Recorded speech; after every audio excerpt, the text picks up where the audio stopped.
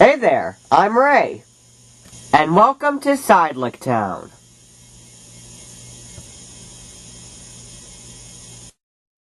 Today in Town, we'll see what happens when Corey punishes Tommy. Then, see if you can recognize the sounds Ray hears. But first, Billy has an important job to do.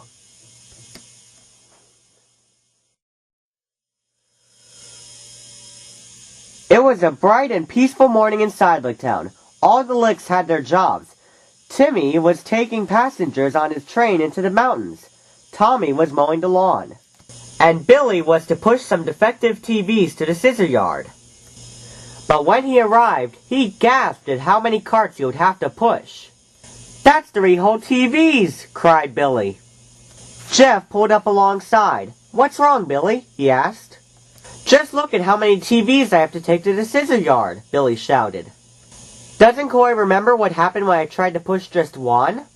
"I do," responded Jeff. "How long exactly were you taped together?"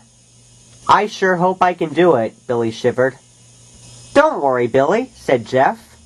"I'll come by and help after I deliver some fruit to the supermarket." As Jeff drove away, Billy began to think. I didn't want Jeff to think I can't do it alone. I don't need help with everything. Billy went to the grease galley for some lunch. "I'll have the usual, Mac," said Billy. Surprisingly, Mac raced back and forth across the kitchen as he whipped up a cheeseburger. He finished in a record of 10 seconds. "How did you do that?" cried Billy.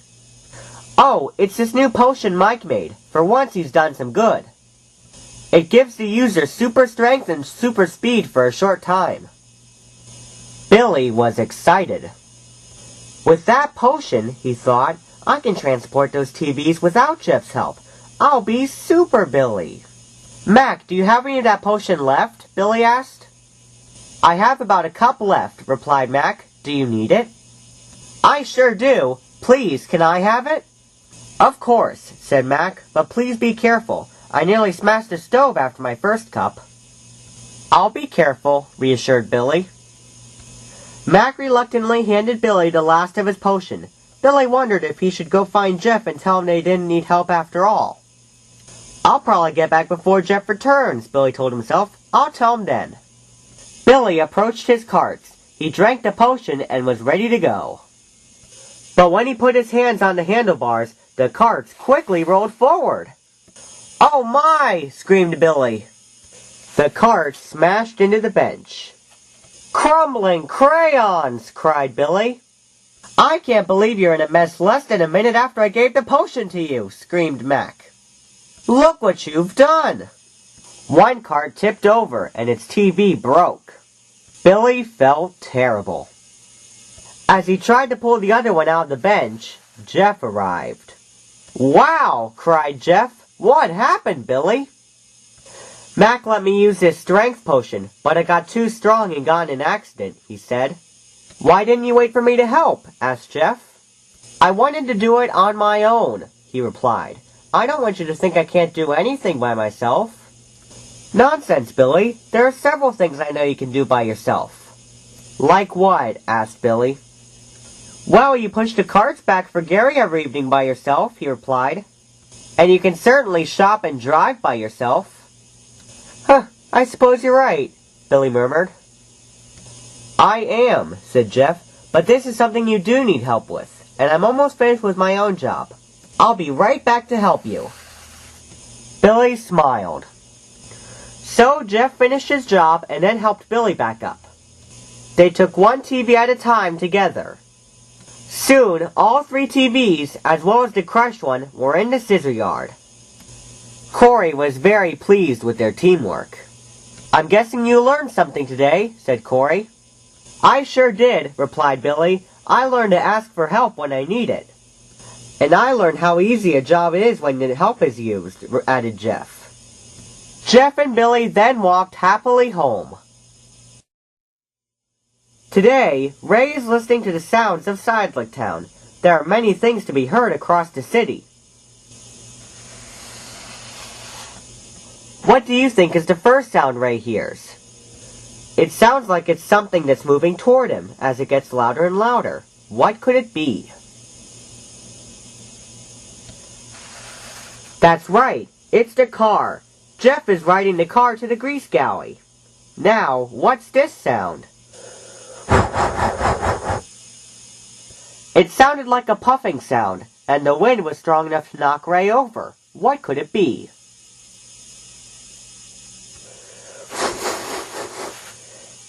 Yes, it's the sound of a train. Timmy is giving Billy a ride to the grease galley. Finally, Ray hears one last sound. This sound doesn't sound like the wheels of the car or of the steam from the train. What can it be? Yes, that's right. It's the sound of Ray's friends talking at the grease galley. Now, Ray can join them in making his favorite sound of all. Well done, everyone.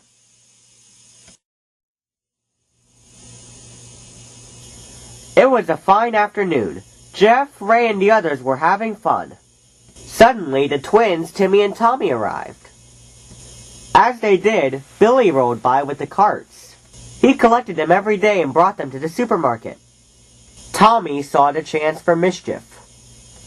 I know how loud a cart is when it falls down, but I never heard the noise of 3 carts, he told himself. Tommy, don't. But it was too late. Tommy ran up to the carts and knocked them all over. A big crash was heard, and Corey saw everything. Tommy, I'm tired of your tricks, Corey snapped. Tomorrow you will spend the whole day in timeout. Tommy was all but happy.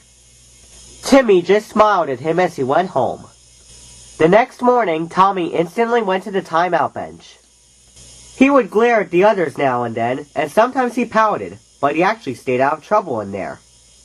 Well, I'd say it's about time he gets punished for all the rotten stuff he does, said Timmy.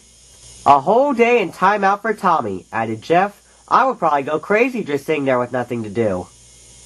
Hopefully he'll put an end to his meanness now, said Billy. If only he behaved, he wouldn't be punished like this, put in Ray. So what you're saying is that if Tommy behaves after today, he won't get any more time out? Asked Timmy. That's the rule, isn't it? Replied Ray. Of course, but think of everything else Tommy's done that he hasn't been punished for yet. Well, to me, he has been punished for most of the things he's done, corrected Jeff. Still, one time out for one small thing won't do it. Perhaps I can convince Corey to keep him in an extra day or 2. Timmy, I'm starting to think you just enjoy seeing your brother miserable, just like he usually likes seeing you miserable. What's wrong with that? Asked Timmy. Remember the golden rule? I do, but that's supposed to speak to Tommy, said Jeff. The way you interpret it, you're just being another Tommy. See you later. As Jeff left, Timmy pondered. I don't care what Jeff thinks, Timmy thought. Tommy deserves every bit of punishment. But how can I ensure that? Timmy soon had an idea. The next day, Tommy behaved rather well, but Timmy had a trick. As Corey walks past Tommy, I'll trip him without him noticing. Corey will think he did it, and he'll get more of his just desserts. As Corey walked past Tommy, Timmy ran out next to him and tripped him. Corey fell to the ground, but Timmy's trick didn't work. What on sidelick world was that for, Timmy? Cried Corey. Scissors and stencils, you didn't fall for it, muttered Timmy. I fell for something all right. Care to explain? Well, I wanted to frame Tommy so he'd get punished again, replied Timmy. What was that for? Demanded Tommy. Yes, Timmy, what was that for? Asked Corey. I guess I thought Tommy deserved as much as he puts us through. I suppose I enjoyed having the tables turned for once. Well, Timmy, I'm proud of you for admitting your faults. But don't think you're getting away that easily. You'll have the rest of the day in time out, concluded Corey. Yes, sir, replied Timmy. I'd say Timmy learned a valuable lesson today. While the golden rule says to treat others the way you want to be treated, Timmy shouldn't retaliate by being as bad as Tommy. And who knows, maybe someday Tommy will put an end to his cruel ways. But that would be another story.